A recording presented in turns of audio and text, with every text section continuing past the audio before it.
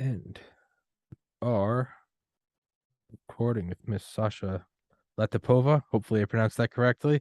Yes. Today is Thursday, November 17th, 2022, episode 991. Miss Latypova, please introduce yourself. So, hi, thank you for inviting me. I am an independent researcher. I'm retired from the industry, but I used to work in the pharmaceutical research and development.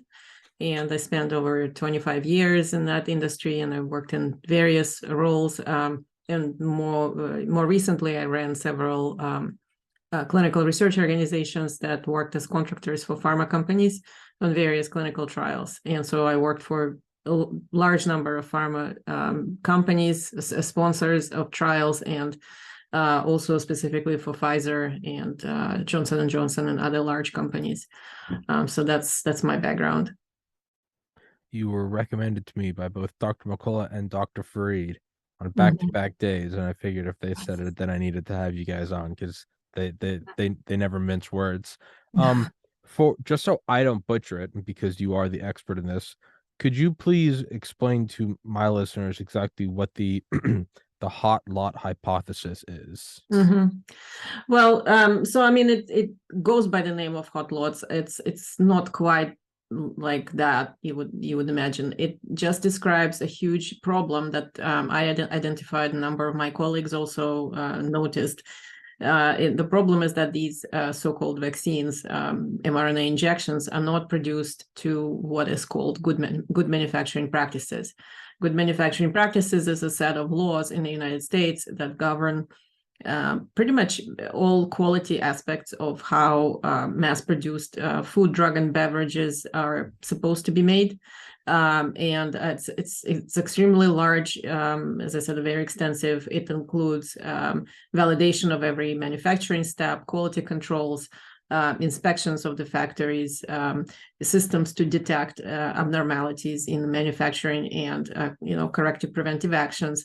Also FDA inspections of the facilities and FDA enforcement of these laws. So all of this together.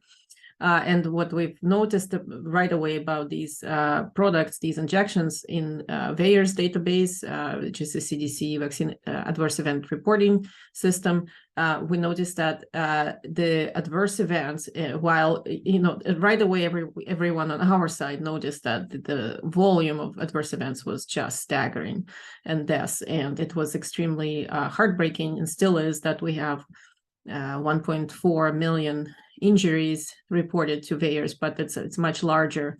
Actually, we estimate around 16 million serious injuries in the United States based on VSafe database, another database that was released and applied to the population of vaccinated. But in any case, we noticed that lot to lot, batch to batch, these injections did not look the same. They're supposed to look the same. So the product is either safe and would be universally safe, in which case you would see a straight line. If you plotted all these lots, you would see a straight line across the bottom of the graph as close to zero as possible, and that's what we would call a safe product.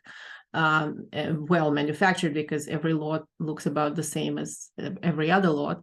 And then it could be more dangerous, in which case again it's a straight line, but it's above zero at some level. And there's different products have different risk benefit profile, but the point is it's always a straight line. Every lot should be about the same.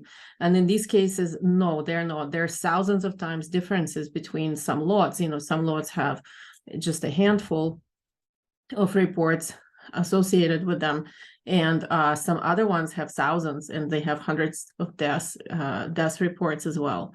And so that was extremely concerning, and it wasn't possible to explain by normal variations such as age of the vaccine recipients, or maybe there's some people were saying, well, maybe there's temperature excursions and the product is not stored at frozen temperature as it was supposed to be.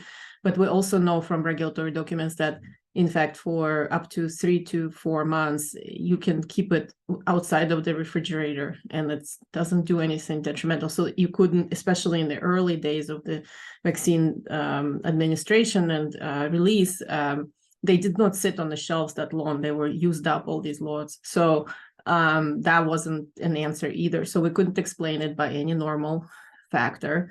And that's what we call hot lots. Now, we also know that the variability exists within the lot itself as well. So there's vial to vial, huge variations. Some vials, and again, this is because now we know more about the manufacturing process. So some vials end up being almost blanks. They may contain a lot of these products also have huge contaminations. We don't really know where they're coming from. So, but the point is they could contain very little mRNA, which we think is extremely toxic component of it. And could be over diluted, could be saline, could be dirty water, could be empty lipid nanoparticles. So all sorts of things are possible. And then some other ones will have overfilled with mRNA, and somebody might get huge amount of it, and they also can individually process it in different way. And that's how we know that there are many reports of deaths within even hours, but also a lot of deaths within first week after injection. Most deaths occurred within first week of the injection. Some people within hours of the injection or even minutes. And some other ones saying, I'm fine, my friends are fine, you guys are conspiracists, and this is just nonsense. So that's what we call hot lot, but it's actually hot vial. It's some kind of a version of a very grim Russian roulette that everyone is playing with these products, including manufacturers and the people who are still accepting these shots. The normal fear would be akin to something like fentanyl laced street drugs, right? You don't know. It's probably never good to abuse drugs, but I mean, at least if you were to abuse a prescription drug, you should theoretically, I'm not condoning this, but you should at least theoretically understand what dosage you're having. You could look up the LD50, you could understand your own tolerance, right? And you could, that's probably how you have, some rock stars that are able to abuse drugs for decades and decades because they're getting high quality stuff and they could do it. I think it was Keith Richards said that, like, don't try to get high, try to get buzzed. Like, he's been doing it for like 50 years. Like, he's got it down, and I'm not saying you should do it, but he's got it down to a science. The problem is when you go and get a tab of acid or a bag of cocaine, you get it off the streets, and you don't know where that's coming from. You don't know if that's coming from a cartel. Well, it's probably coming from a cartel, but you don't know if that's been cut with drywall. You don't know if that's been cut with fentanyl. You don't know if somebody is trying to kill you specifically with that. And because the fentanyl is so hyper toxic and lethal, you don't know what you're getting. And that then comes down to the whole drug legalization argument. And so it should be, you should be able to see what you're getting. It should be standardized. This is odd because you normally at least know what you're getting. Do you think this is just because I have to like stop myself from going full on conspiracy on it because I do that so naturally anyway. So the Occam's razor in me, the most probable and least malicious explanation would be it's not that they're putting out hot lots to try to, it's more so this is just another manifestation of legal immunity. So why, I mean, if you're a corporation and you're trying to get the biggest bottom line possible, and if I'm immune from all legal repercussions, yeah, I'm throwing out the good manufacturing practice. What do I care? I can't get sued. Do you think it's that? Do you think it's that it's a new technology and it hasn't been perfected? Or is it something more malicious? Well, as professional in me, I try to give them benefit of doubt and say, well, they don't know, they're trying to crank out huge volumes of this, and they're different, these uncontrolled processes, not very well understood manufacturing processes at scale. But at this point, I have to kind of go in a darker place because the hypothesis about incompetence is becoming very thin, given the time and given the extent of injuries and deaths that we're seeing, and also the deep denial from all areas of the injuries. The vaccine injured people, there's thousands and thousands of them. As I said, there's really, if you look at the vSafe data that was released, about 8.8% of the respondents in that database were seriously injured, so that they needed to be to go to the hospital or ER room. And if you apply this to the entire population of vaccinated people in the US, you end up with about 16 million of those visits. That's the serious ones. We're not talking about just I had a headache and it went away. This is serious stuff. And we know that the injuries are horrific. The myocarditis, especially in the young people, is horrible, and in children. And that's a lifelong injury, and it shortens the lifespan of the person, and it causes all sorts of cardiac issues down the line, and it's forever. The injury is forever. The miscarriages are staggering. The stillbirths, which is, it's also, pregnancy is lost, except the baby was more, fully developed. It's after 20 weeks. That's probably even more heartbreaking, but every loss of pregnancy is heartbreaking. They're staggering. The rates are just through the roof everywhere. And yet we see denial from every corner of the so-called professionals, including CDC, FDA. They gaslight the patients. They don't let doctors treat vaccine injured. They don't even, they prohibit them from discussing vaccine injury. There are no ICD codes for vaccine injury. If you as a doctor even bring it up, you will get, severely reprimanded and then punished. And if you continue, they will fire you very quickly. How is this just incompetence? I fail to see this as incompetence. And also the fact that FDA is not enforcing anything about the manufacturing. So they did not do any in-person inspections in 2020. They did some in 2021, although they only went to subcontractors of Pfizer and Moderna, but those are important ones. For example, they inspected the factory of Catalent, which is a manufacturer in Indiana, who's the fill finish supplier for Moderna. Fill finish meaning that they are the final step before the product gets shipped. And FDA wrote an extensive form 483, noting severe violations and discussing huge problems with contaminants in the vials, with batch variability, with no records, with no investigations, with inappropriate processes. It goes on and on and on. And in normal times, this factory would have been shut down really quickly, and until they could have resolved the issue. But nothing was done. There was no even, so here's this big form describing how everything fails at this step, and we have huge numbers of contaminations that we can't explain, and the production continues. They did not even slow down for this. So they continue cranking out millions of these vials with God knows what in them. And so that's, again, how is this incompetence? It's not incompetence. They're not incompetent. They know that there is an issue. They've detected it. They've written it up, and they do nothing. So that's what brings me to the point that this is intentional. This should be considered intentional after so much time has passed. And that that tends to be where my mind goes, just in general, kind of across the board. I always remind people that there's some theorem that says don't attribute to malice that can be attributed to incompetence. And man, I really don't think that theorem applies to I think that theorem applies inversely to the authority that someone has. So if the city bus is late, or if somebody doesn't bag your groceries correctly, that was probably incompetence, or they're not, whatever. Someone's probably not trying to make it so that your vegetables fall out of your grocery bag. There's really no conspiracy there. It's probably some teenager who's hungover and it doesn't give a shit about their job.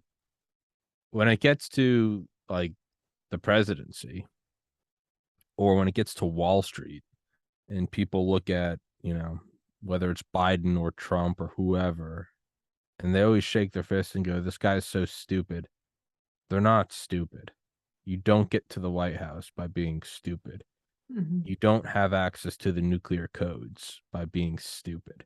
You don't lead up Goldman Sachs or JP Morgan by being stupid. You don't the military Eisenhower didn't get out and warned about the military industrial complex because they were a bunch of idiots. Mhm. You don't do that. Lee Harvey Oswald didn't accidentally shoot JFK. As you get higher and higher up, it is no longer incompetence. It completely flips and it's malice. If anything, they are wildly competent. I mean, they're demons, but they're competent. So Mhm. to then walk that theorem out that it's not incompetence, that it's malice, we then have to, and a lot of people kind of back away from this. I mean, I've done it on this podcast where I've brought it up and I said, well, if it is malice, then what is the goal? And people kind of like to stop short of there. If you have on a Mhm. researcher that talks about how uh, audio analysis of Dealey Plaza, November 22nd, 1963, says there's multiple shooters. If you then go one step further and go, so who were the other shooters? They kind of freeze up. They don't want to be that guy. They don't want to be a conspiracy theorist. They don't want to. They'll bring you the evidence. They'll walk you right up to the edge of the cliff. And then you go, so what's over the cliff? And they go, well, I don't want to answer that. And it's like, what is this weird? No one wants to go further. So Mhm. like, that's what I have to ask is, so what is this then? If it Mhm. is malice, what, and it's for fear of being pigeonholed as a conspiracy theorist, right? The biggest one is this some sort of engineered depopulation? Eugenics isn't a new idea. I don't know why that's considered Mhm. such a taboo topic. I mean, it's evil. It's not new. Is it just maybe it's not as blatant as eugenics and depopulation? Maybe it's directed evolution. Maybe it is as simple as compliancy. You want a vaccine ID. I mean, identification is I mean, what's the Valial Mhm. papers? That's how you set up a tyranny, is control the Mhm. movement of people. Mhm. Maybe you are shifting the Overton window for compliance to where you're just training someone like in a Pavlovian manner to always you have to have a new shot in order to participate in everyday life. And the shots could be saline, but you're conditioning people to understand that there is a government given right for you to participate in something as simple as going to a movie theater. None of these are like that crazy to think about. But for some reason, if you bring it up, people clam up and they don't want to Mhm. walk you right up to the edge and go, I think this is intentional and it's malicious. And you go, Mhm. well, then what is the reasoning behind it? Well, I don't want to, I don't want to. Why did they kill JFK? Because they wanted to invade Vietnam and get $1 trillion for the defense. It's not, just walk it out. Mhm. Who cares? Just say it. What does it matter? So, Yeah. and I know at this point you're probably second guessing why you came on this podcast as you slowly realize I'm insane. But like, so what is it? Is it just, who knows? Is this just Mengele 2.0? Are they just, is it a bunch of demons just having fun experimenting on a population? These all have historical precedents. These aren't Yeah. new ideas. They're just, I don't know. What do you think? Well, I do think that this is eugenics, and I do think that this is a form of fascism, because, well, a form. I mean, it is fascism because this whole program is driven by the Department of Defense and U.S. government, who fused with hundreds of pharmaceutical companies, and in fact, they're bragging about it. I have PowerPoints from BARDA presentations. They are actually doing currently what they call Industry Day. It's a set of webinars, and I got some PowerPoints from there that they're just openly bragging. And the people who are making presentations, they're probably just incompetent, and they probably don't understand what they're doing. But the whole production is basically the Department of Defense through BARDA and other means and other leadership. They basically took over, very large portion of U.S. pharmaceutical or global pharmaceutical industry by amount of money that they bragged that they gave them for these programs, gave these companies for these programs. It's $48 billion, and the entire R&D spend of U.S. pharma companies in 2021 was $107 billion, which they spent both in the U.S. and abroad on research and development. So half of their budget came from the government. And if you have a buyer, if you run a business and you have a buyer who's half of your entire budget, well, what do you think? Do they control you? You bet, right? Yeah. And also it's not just the R&D. So the R&D budget is huge, but then of course the buyer is also the government, the Centers for Medicare and Medicaid. That they buy, huge numbers of drugs, and they pay for large percentage of pharmaceutical, revenues. So the government both funds the R&D through the military programs, and largely, and then buys the resulting product. And now it's just, what's left of the actual private sector? Pretty much nothing. So they've destroyed the private industry. They took over. They fused, and fusion of government with private sector, especially the one, healthcare. That's fascism. And that's the definition of fascism. It's not it's not some sort of a racist individuals running around with some slogans. No, that's not fascism. This is what fascism is when the government owns these very significant corporations, directs them to do their bidding, to do whatever they want.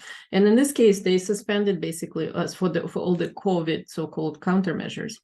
They suspended all requirements, such as I previously was talking about good manufacturing practices or clinical trial requirements, the ethical standards, the informed consent. All of that just got eliminated because the way they contracted, the military contracted with these companies is through other transactions authority. Other transactions authority allows the U.S. government to contract with private sector and suspend all rules and requirements for themselves.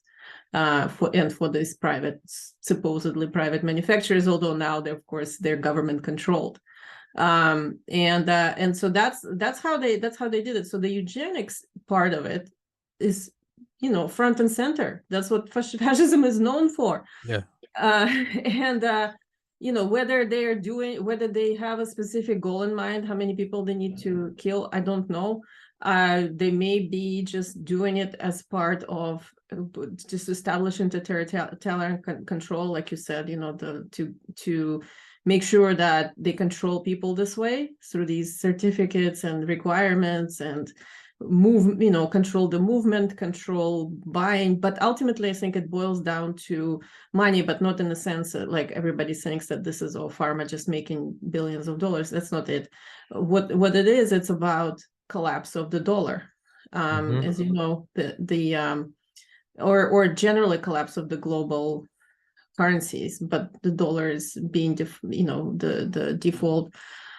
And so this is a collapse. They ran themselves into the ground by printing money, by stealing money, by printing, by stealing, by misplacing, misappropriating, sending trillions of dollars into some sort of a black hole that nobody knows where it is. And now they cannot raise interest rates. It's not possible. All this like sort of fiscal conservatism that politicians are talking about in Congress, it's ridiculous. It's a joke. You can't do anything about, like, you cannot do normal economic measures to get yourself out of this, and they know it too. So that's just theater again and fundraising. But the thing is, we're at the precipice where, or maybe already beyond it, and they need to crash the global economy. Nobody has any intention of paying any debts, any like government debts. No countries, no intention and no means really.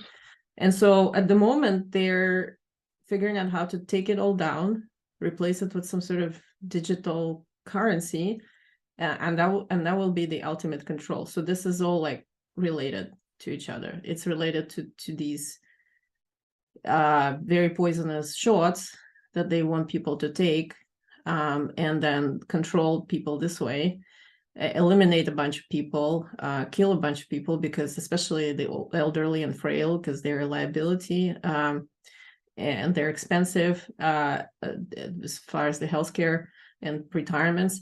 And then, bring about the global collapse, so nobody has any means to fight, and bring this new digital nonsense currency that they want, and which the money is already digital.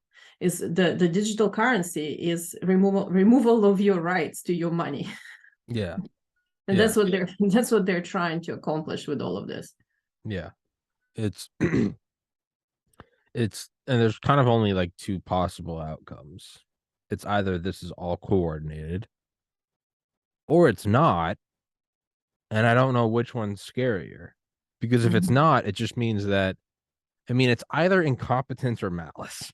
If it's incompetence, then we're done for because no one's at the steering wheel. This thing is just, it's a plane on fire, missing a wing, and the pilots are dead. Or it's being intentionally driven into a mountain. They're both bad. Not to, completely black pill everybody listening, but like it is all, none of these ideas are new. It'd be one thing if I was saying that this is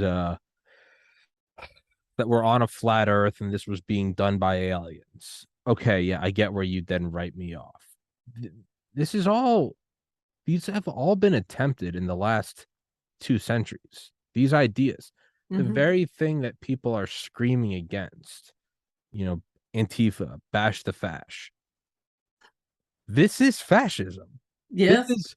You cannot, when you put money aside for a rainy day in case something happens in your life and you don't want to touch it because it's your rainy day fund, but you get a flat tire, somebody breaks into your apartment, and you also have to go to the ER because you broke a bone.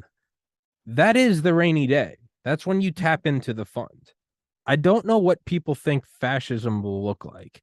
I think they think that it will somehow be black and white and it will be a bunch of guys in German brown shirts. Like, oh yeah, little mustache, and they little will they think salutes. Yeah. they're looking for something that doesn't exist. It will be it will be what it looks like today. It'll be the Department of Homeland Security with back-end portals through Instagram, Facebook, Twitter, Reddit, and YouTube. The marriage of government and private corporations. It will be the government using private pharmaceutical corporations to roll out a mandate. That is the marriage of government and I don't know what you think fascism.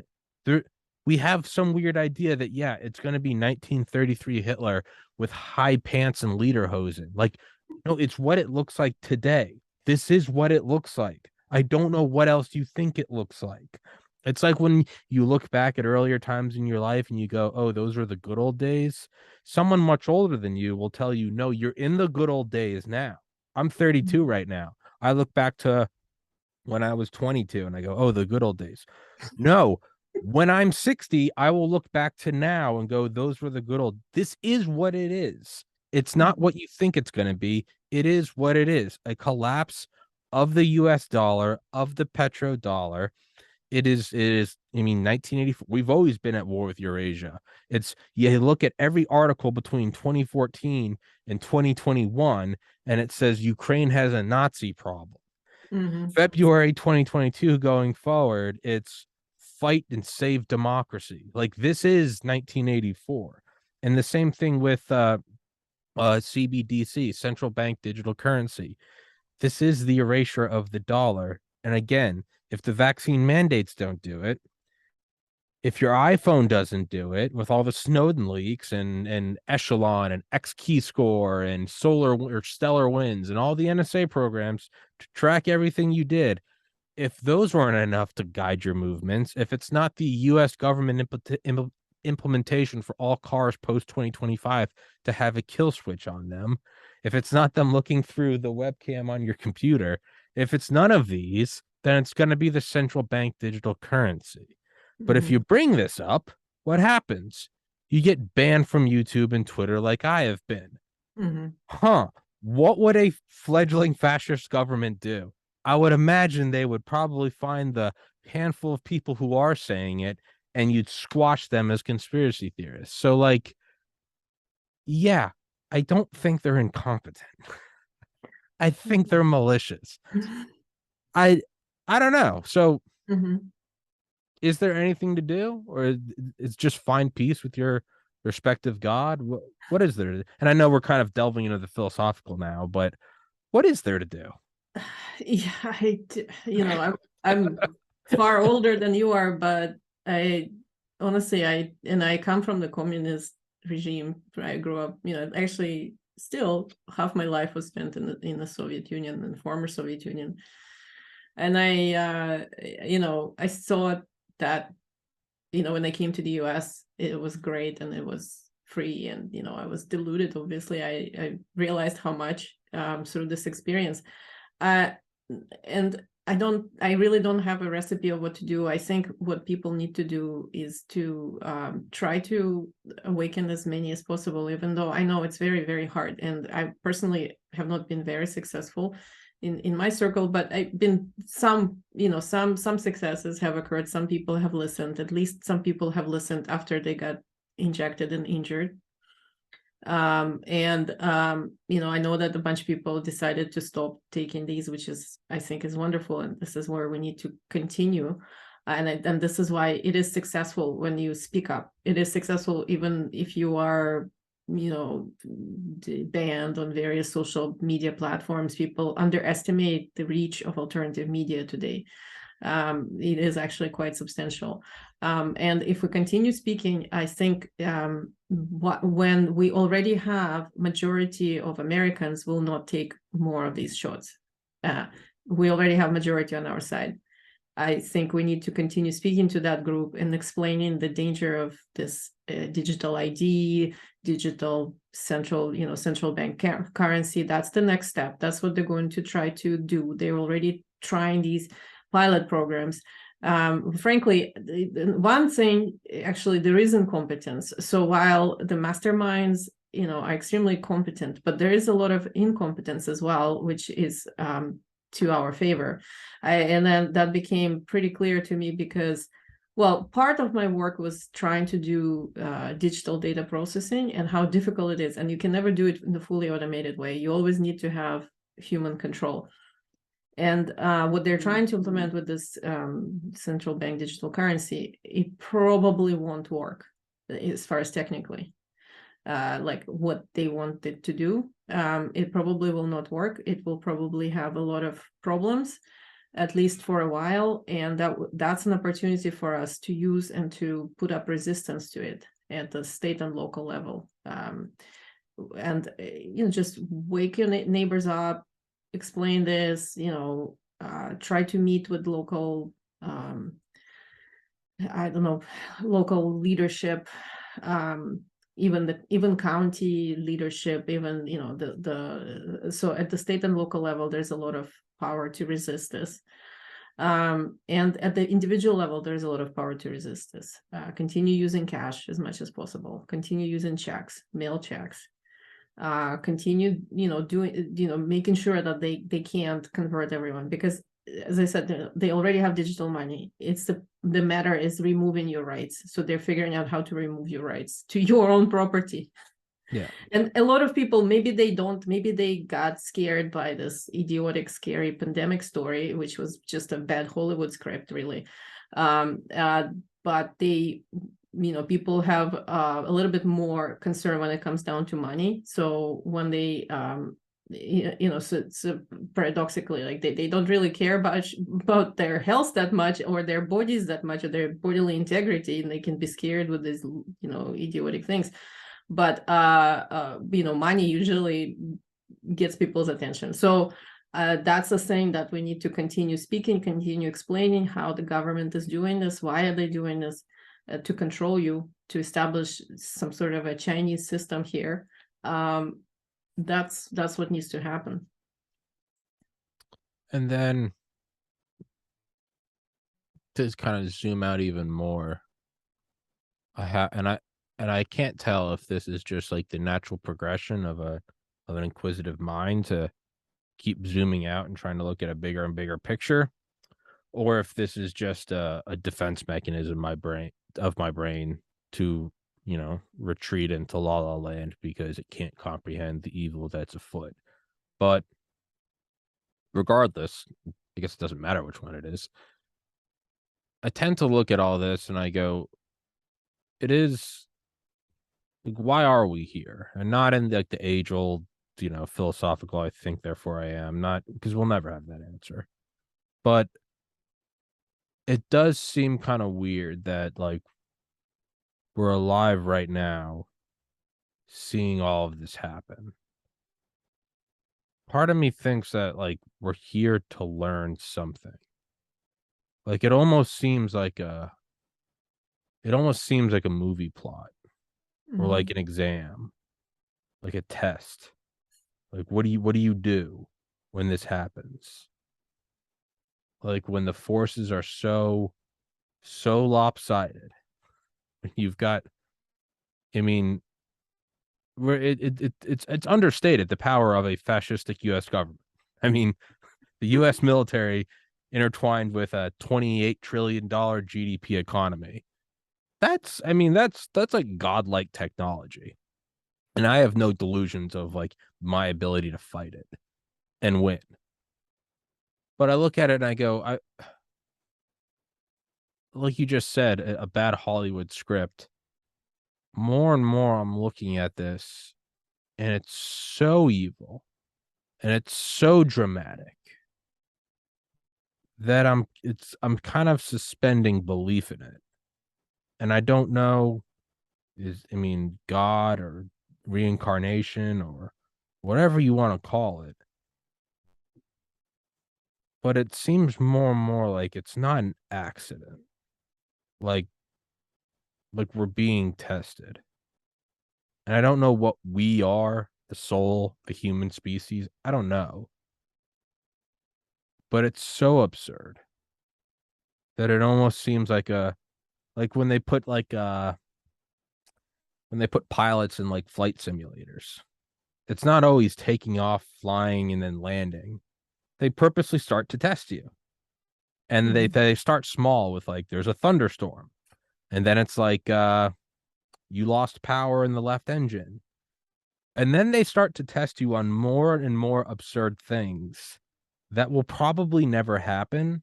But the idea is that if you can handle this absurdity that will never happen, then you'll probably be able to handle anything that will happen in real life.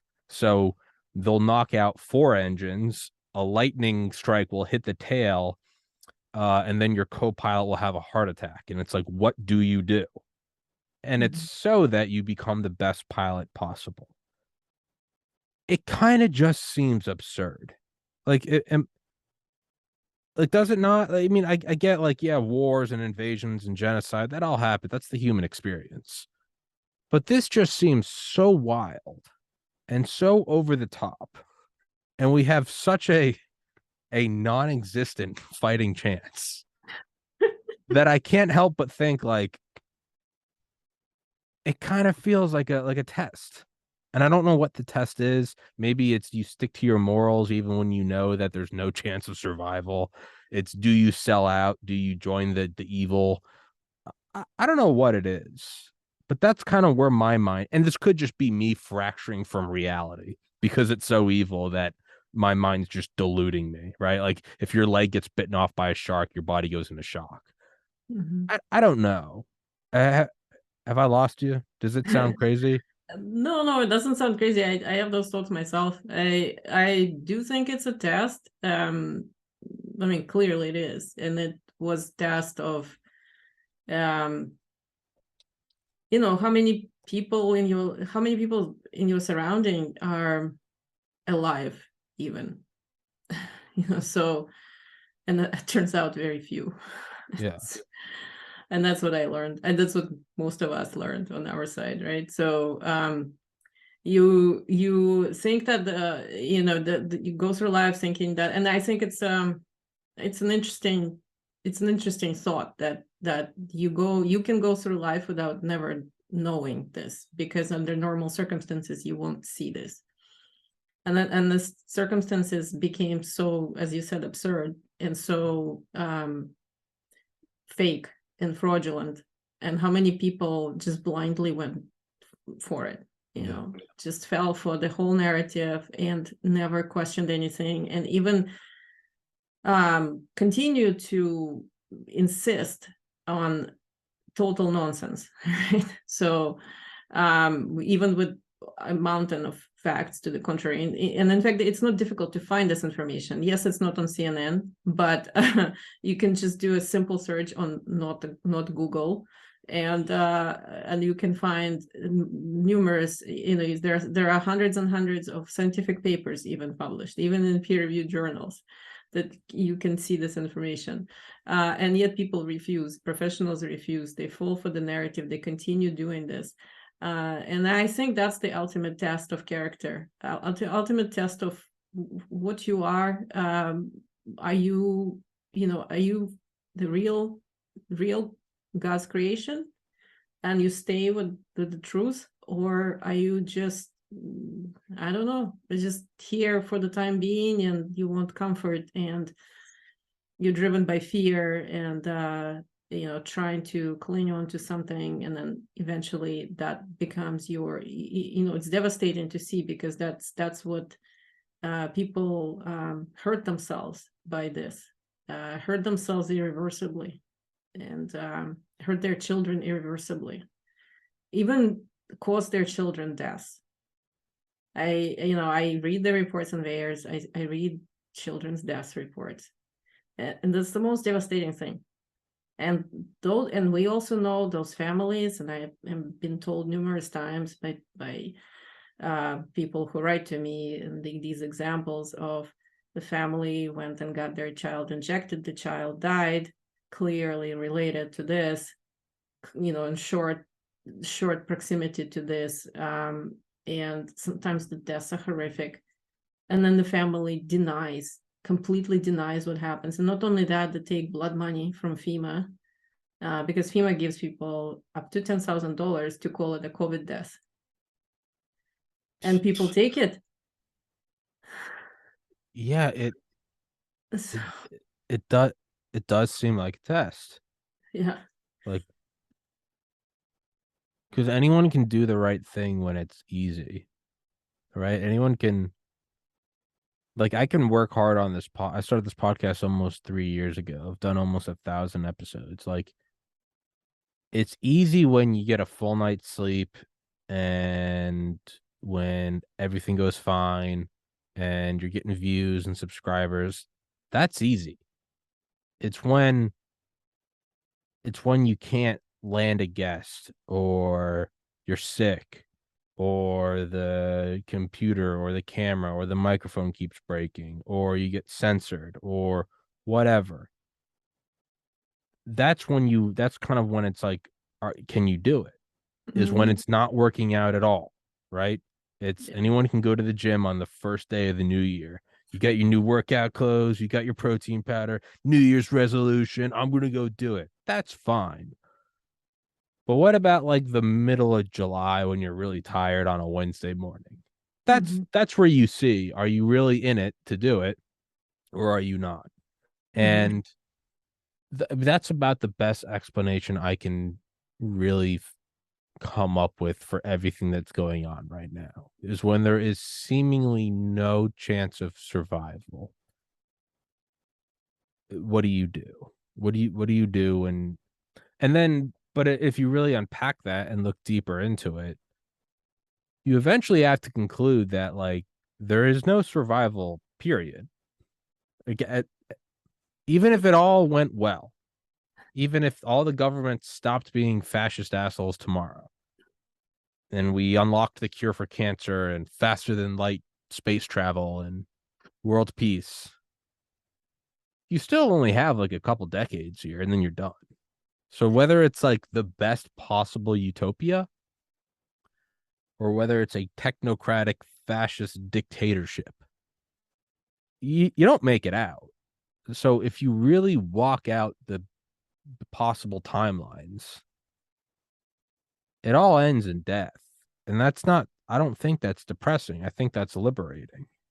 Because if Yeah. it all ends anyway, if it's all over, then really the only thing you have is what you stand for now.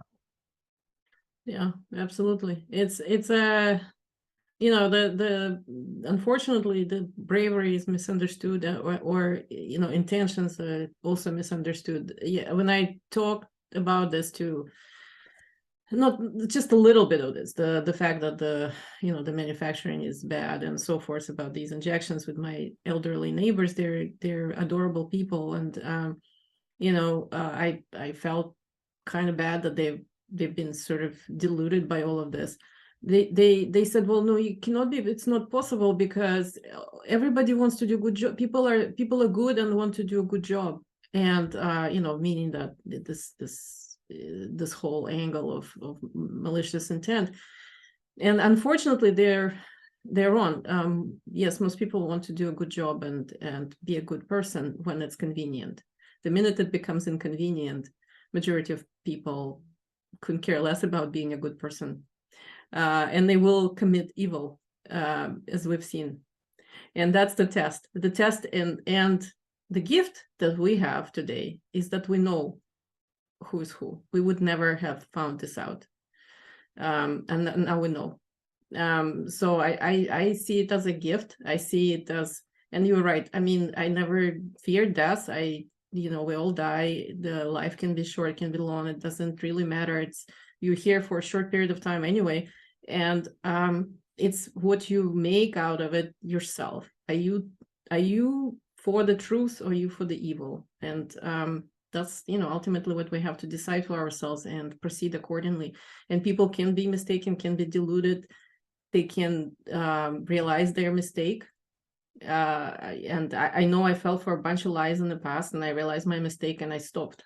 You can stop at any time. So that's what we need to encourage people to do. Stop falling for the lies. Stop this. Stop believing those evil psychopaths, and work for the good. Think for the good. Act for the good. Amen. Stop working for the evil psychopaths. I think that's the thesis of this podcast. Is stop working for the psychopaths. Well, with that, I know you got to run. I know you've got another interview you got to do in a minute, so we'll wrap this one up. Thank you so much for coming on here. That was awesome. That was that was a Thank you for cool inviting episode. me. Absolutely, and thank you for withstanding my incoherent ramblings that I tend to go on, and you weathered that test. You Okay. sat through my insane rantings. So They're not insane. well, that's for, I guess, the people that don't think they're insane. That's because they're equally insane with me. So Yeah, you're right. in We there. share the insanity. Yeah, you're in there. To not be insane in this world is insane, Yes, right? exactly. To not think that it's all just beyond incomprehension. To look at what's going on right now and being like, yeah, it's okay. Mhm. That's insane. That's Yeah, sitting in a totally. burning building and being like, we're gonna be okay. Everything's fine. Everything's fine. Which, you know, I don't know. I kind of respect that. If you can just dip your head so far into the sand and not pay attention, that's, I don't know. Maybe that's an admirable trait. Maybe I'm the crazy one for trying to figure it out. Mhm. Hell do I know? Yeah. Sasha, thank you so much for coming on here. I will text you this episode when it's up. I'd love to have you on here again. And thank you so much for your time. That was wonderful. Yeah. Thank you very much. All right. Thank you so much.